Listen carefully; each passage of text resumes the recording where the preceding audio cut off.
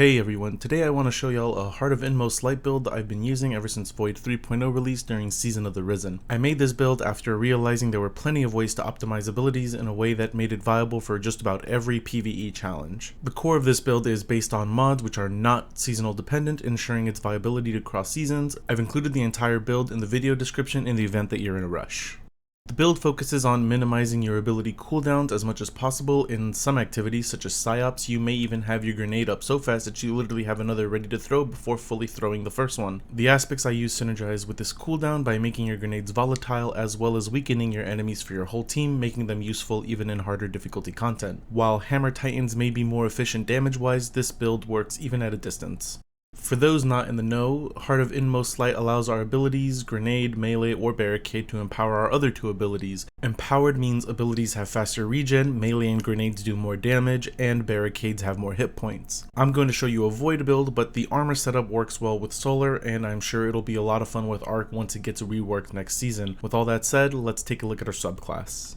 While you'll be spamming all three abilities, the grenade is the most effective part of this build. The other two abilities, while useful in their own right, will also be set up in a way as to decrease your grenade cooldown. To that end, you're going to want your armor to prioritize resilience, discipline, and melee in that order. Ideally, with the highly optimized armor set, you'll have resilience and discipline at tier 10, while your strength may fluctuate between tier 5 to 7. We'll be using rally barricades for its lower cooldown. A lower cooldown means we'll be popping them off quicker, making sure our grenade and melee are empowered at least once. Rally barricades will also assist weapon usage, not that you'll have time to use them, while your team will appreciate the extra speed, stability, and range if they're sticking next to you. For melee, I use shield throw. While shield bash may have a lower cooldown, the run-up required to activate the ability slows down the process, as well as requiring you to be close to enemies. The shield throw can be done safely from a distance, making it preferable to use in higher difficulty content. The shield's ricocheting properties also make it possible to kill multiple enemies that may not be right next to each other, which pair nicely with our fragments discussed later.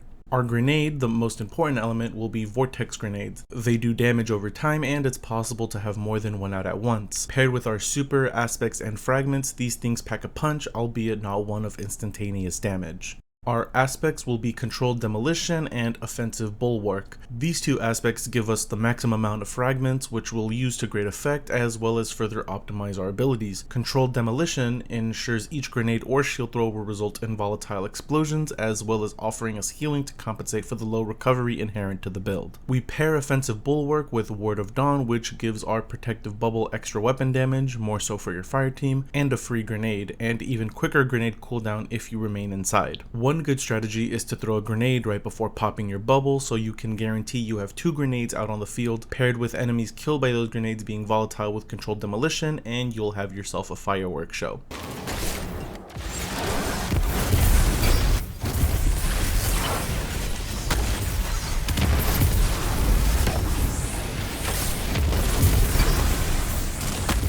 Our fragments further increase our abilities' power and decrease their cooldown. Echo of Provision allows us to generate melee energy from grenade damage. Note how that's damage and not final blows, so even if you kill an enemy with a gun, the tick damage of your Vortex grenade still helps decrease your melee cooldown. Echo of Exchange has a similar effect, but energy is only generated from melee final blows. From my experience, uncharged melees also generate grenade energy, so even if your shield throw is down, you'll still be able to generate grenade energy. Echo of Remnants increases the duration of our Vortex grenades, giving us a longer time to generate melee energy and explode volatile enemies. Echo of Undermining allows these long-standing, ever-refueling grenades to continually debuff tougher enemies, making it useful for higher level content where enemies tend to have larger health pools. These aspects do have point deficits for our primary stats, so you'll actually need armor with 120 discipline to maintain tier 10. Our armor mods help pick up the slack if you don't have armor with perfect stats. Even if you do, they only further optimize the build. Your helmet will be Solar, have a plus 10 stat mod, in my case Discipline, 2 slots of Ashes to Ashes, and Elemental Ordnance. The stat mod depends on whatever you need to get to tier 10 first. Ashes to Ashes allows our myriad grenade kills to generate special energy, which gives us another grenade and grenade regeneration to generate more special energy, and Elemental Ordnance allows our grenade kills to generate energy across all our abilities. For higher difficulty content, where a heavy weapon may be more efficient for damage, you can replace the Ashes to ashes with the ammo finder of your choice. Your arms are going to be very dependent on the content you're doing. If the content requires you to use champion mods, then your middle two mod sockets may go to those. I recommend making your arms arc elemental because if you don't require champion mods, you can double equip momentum transfer alongside radiant light to give yourself a bump in strength and melee regeneration. Momentum transfer generates melee energy from grenade damage, which works well with our lingering vortex grenades, which have a longer duration due to echo of remnants. Your Heart of Inmost Light has a lot of leeway with what you want to run. I use a stat mod, the current season's resistance mods, and another elemental ordnance. If your Heart of Inmost Light is arc, you can equip powerful friends to increase your mobility. Another option is to make it void, and using the void well mods gets you some extra utility out of the wells we'll be generating from our grenade kills. The elemental leg mods are centered around orbs of power, which we don't generate much of. Because of this, the element attached to your legs doesn't really matter. I use this piece to add another stat mod, a scavenger mod, and another elemental ordnance. Ideally, you'd have at least 2 elemental ordinances, but I run 3 to maximize the amount of wells created from grenade kills. With running 3 elemental ordinances, it should come as no surprise that we need to have a solar mark. A solar mark works very well because it allows us to run 2 bomber mods, which decrease grenade cooldown when using our class ability, and Bountiful wells, which allows our elemental ordinances to stack the way we need them to. With that, we're done looking at everything you absolutely need to use. Using weapons with Demolitionist, Adrenaline Junkie, or Wellspring will further synergize this build, but it's not necessary. In some higher difficulty content where void shields are present, you might opt to swap Echo of Exchange for Echo of Instability, giving your weapons volatile rounds, as you're more likely to use your weapons during that content. Feel free to swap things around as you see fit and try the build with different subclasses. Using solar aspects and fragments that enhance abilities will net an interesting and equally spammy result. I'll leave y'all with some gameplay and let me know what you think in the comments below. The full build is in the description as well as a dim link. Hope you enjoy and happy farming.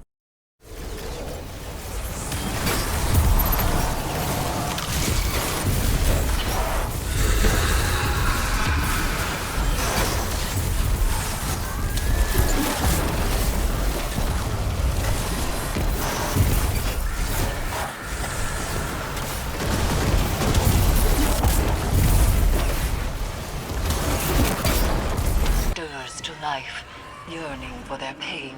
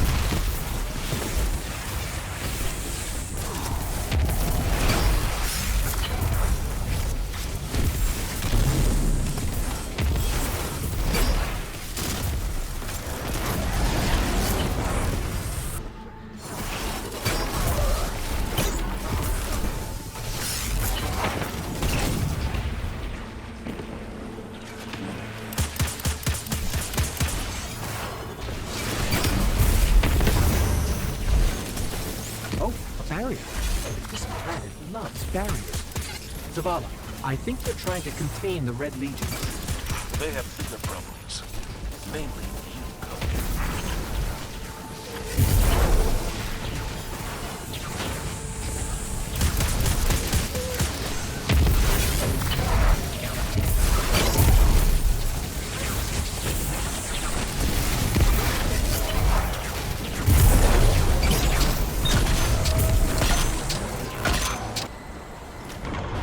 I think they want their drill back.